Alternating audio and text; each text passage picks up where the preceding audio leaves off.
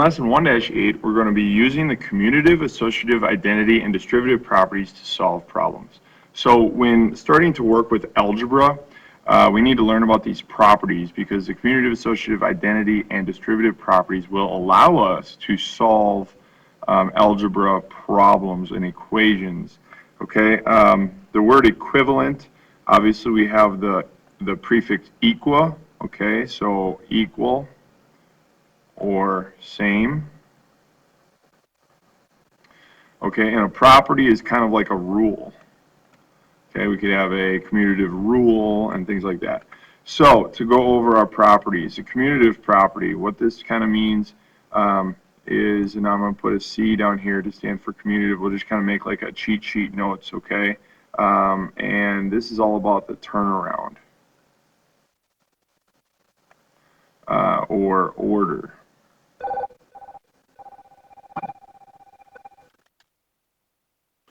Okay, and so the commutative property says that order is not important for addition or multiplication. So if you see up here, we have addition and multiplication. So 6 plus 1 is the same as 1 plus 6. We can do that in any order, all right? Now the associative also has to do with addition and multiplication, okay? But instead of moving the numbers around, if you look here, okay, it's all about grouping.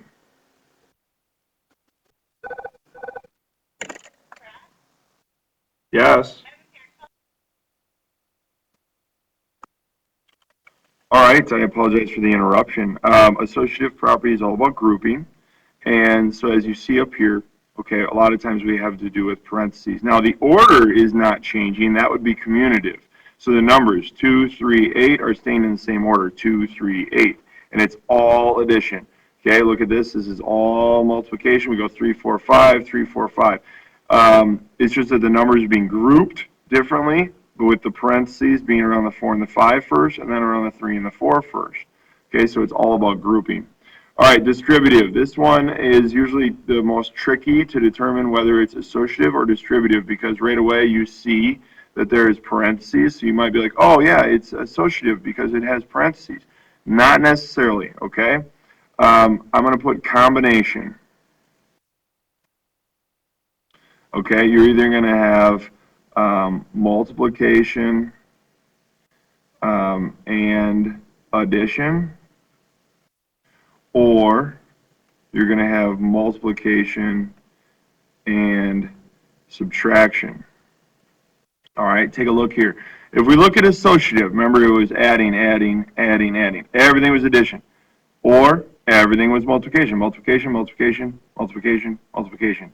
All right, now we look at distributive. We have multiplication here between the number and the parentheses, and then we have addition. Multiplication, addition, multiplication. Okay, we have multiplication, we have subtraction, multiplication, subtraction, multiplication. So it's a combination. If you ever see a combination between multiplication and addition or multiplication and subtraction, you're probably dealing with the distributive property, okay? So that's kind of a cheat there. And the identity, I'm not going to write a little cheat down here for you. Identity is just whenever you add 0, you get the same number, or you multiply by 1, you get the same number. So 9 plus 0 is 9, or 5 times 1 is 5. So whenever you see that happening, whenever you're multiplying by 1 or adding 0, so maybe that is a little cheat, okay? Identity is multiply by 1 or adding 0. Okay, whenever you see multiplication by 1 or adding 0, we're dealing with the identity property. All right, so it says use the distributive property to evaluate the expression 8 times 5 plus 7. So if you look at your notes, we have 8 times the quantity 5 plus 7, and that's how you read that, okay? Now what I do is I like to whistle. Whenever I do the distributive property, I whistle twice, okay? So we go. All right, so I draw those arrows in. I'm whistling, okay? And what that means, I'm doing 8 times 5. I'm distributing, kind of like you're distributing cookies. You're giving everyone a cookie. So I'm going to do 8 times 5.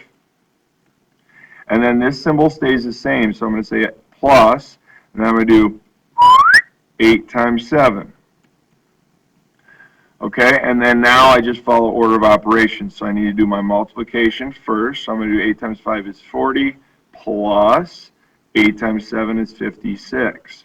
Okay, so I add those two together, and I get 40 plus 56 is 96, and that's my total answer. Now, some of you might be saying, well, why don't we just add these? 5 plus 7 is 12, and 12 times 8 is 96. Well, it was a little bit easier for me to do it in my head if I multiply here and then add later. Also, we are practicing a skill that we're going to use in the future. We might have like 8 times the quantity f plus 3. Okay, now you would not be able to add f plus 3 because we don't know what f is, all right?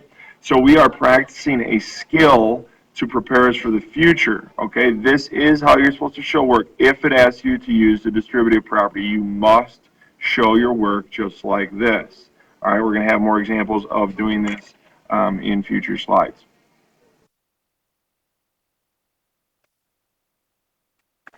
All right, so another example of the distributive property. Okay, it says to evaluate the expression 4 times quantity 6 plus 3. All right, so let's copy that down. We say 4 times the quantity 6 plus 3. Okay, we're going to do our two whistles. All right, here we go.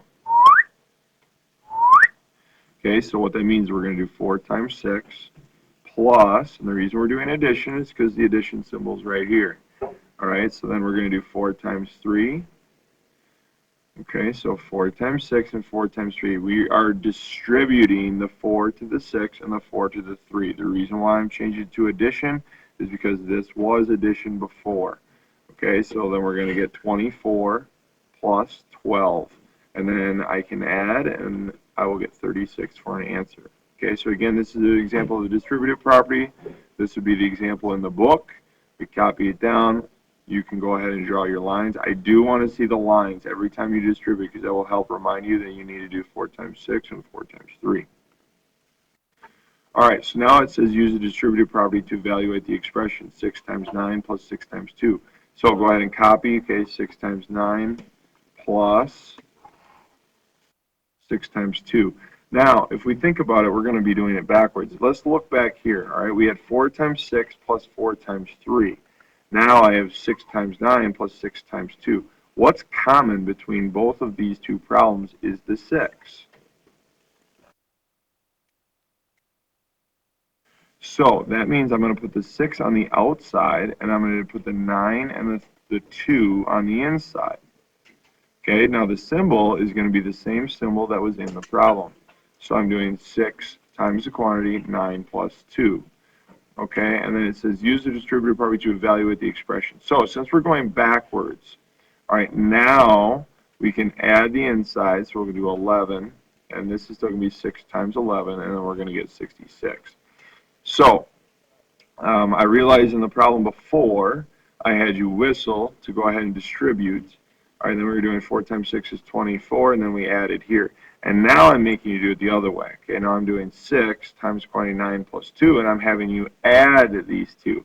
Once you do it, when you're doing it backwards, you don't need to whistle and then distribute again, because then you just get back to the original problem. And we don't want that. We kind of want to use the distributive property in another way. So when you do it this way, just go ahead and add the inside, and then do 6 times 11. So be sure to check your notes when you're doing your homework so you know which way to do it. Follow your notes as an example. All right, Mr. Harmon has budgeted $150 per day for his hotel and meals during his vacation. If he plans to spend 6 days on vacation, how much will he spend? Use the distributive property to multiply mentally. Okay, so we have the number 150 per day, and we're going to stay for 6 days. So rather than doing 6 times 150, okay, that would be a difficult problem to do in our head. So we're going to split this 150 up. Okay, we're going to do 6 times 100 plus 6 times 50. Okay, we're going to split that up. Now, since I'm doing this 6 times both, all right, you could actually think of it as like 6 times 100 plus 50, okay? But I already kind of split it this way, all right? So you don't, if you already do it like that, that's fine. You don't need to write this step, okay? So I'm going to go ahead and erase that. If you already wrote it, it's okay, you can leave it. Again, we're just splitting this number up, kind of like when you did partial products when you're in elementary school. So now we're going to get 600 plus 6 times 5 is 30, and you have to add the 0. Okay, now we can add those two together to get $900. Okay, now that was pretty easy to do in our heads rather than using a calculator by just splitting that number up into two easier numbers. Now I didn't split it in half like 75 and 75. Again, I split it into two easy to work with numbers. So his whole trip is going to be $900. Heidi sold cookies for $2.50 per box. I'm going to kind of highlight that. And if she sold 60 boxes of cookies, how much money did she raise? So use the distributive property to multiply mentally. All right, so we're going to have the 60 times $2.50. Now, this is kind of a difficult number for us to do again. So I'm going to split that into 60 times 2 plus 60 times our 50 cents. Okay, 60 times $2, well, that's going to be $120 plus 60 times 50 cents. Now, 50 cents is also kind of like 1/2. So if I think of what is 1/2 of 60, well, that would be 30. And then we can add those two together to get $150. So that's how much money she made selling cookies. So again, that would have been kind of tricky to do in our heads, this 250, but it's split it into your dollars and your cents. And again, this is the distributive property because we're splitting this into an easier problem. We're chunking it like that, okay? And again, think back to your notes. This is multiplication and addition and multiplication, okay? So that's why we're using distributive property. All right, so find mentally and justify each step. So when we're doing these, if I were going to do these, I would switch the numbers around. So I would do the 5 times the 20 first, okay, which would be 100 times 13, and then we would just get 13 with 2 zeros, okay? And where it says justify each step, I'm just going to put commutative. And you can go ahead and abbreviate commutative. Why is it commutative? Because I changed the order of the problem, okay? Now this is all addition. This is all addition. You know, rather than doing it in this order, I'm going to do the 13 and the 17 because that makes the 3 and the 7 make another 10. So 10 plus 10 is 20. 3 and 7 is another 10, so that makes 30. So I'm going to say 30 plus 31 equals 61. And again, I use the commutative property to switch those around and change the order of the numbers. Okay, I'm adding the compatible numbers. So again, here I'm going to do 85 and 15 first. That equals 100 plus 46, which equals 146. And again, that's the commutative property. All right, what would you do if you had these problems in the book? Well, first you would write the initial problem down. We're not writing that because there's not enough room right now, but you would want to write the original problem down, and you can write it in the order that you're actually adding it. So rather than 13 plus 31 plus 17, you can write 13 plus 17 plus 31. So that way you're actually writing it in order.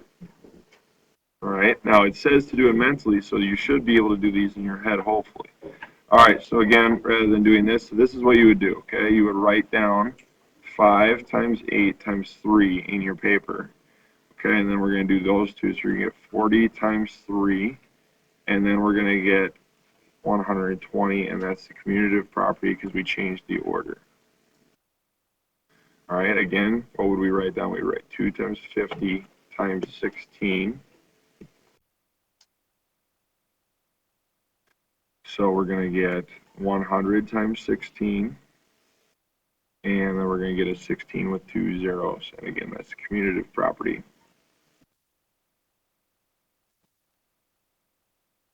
All right, this last one, I would rewrite it as 20 times 5 times 48. Okay, and 20 times 5 gives us 100, and we're going to multiply by 48. So that's going to give us the 48 with 2 zeros. And again, this is the commutative property. So all of these, we were showing the commutative property because we're moving the numbers around. Okay, rewrite each expression as an equivalent expression that does not use parentheses. So how would we rewrite this that does not use parentheses? Well, we can say 2 plus 4 plus x, which equals 6 plus x. Now we don't have parentheses at all. Okay, we used the commutative property to add the 2 and the 4 first. All right, we added the 2 and the 4 first to get the 6, and now we don't have parentheses. So there's no more to do, but this is what we need to do on these types of problems. Now, since this is all multiplication, we can do 2 times 3 times a, which equals 6 times a. And you don't have to reuse the multiplication in there. You can just do 6a, and that's good enough. Now we don't have parentheses at all.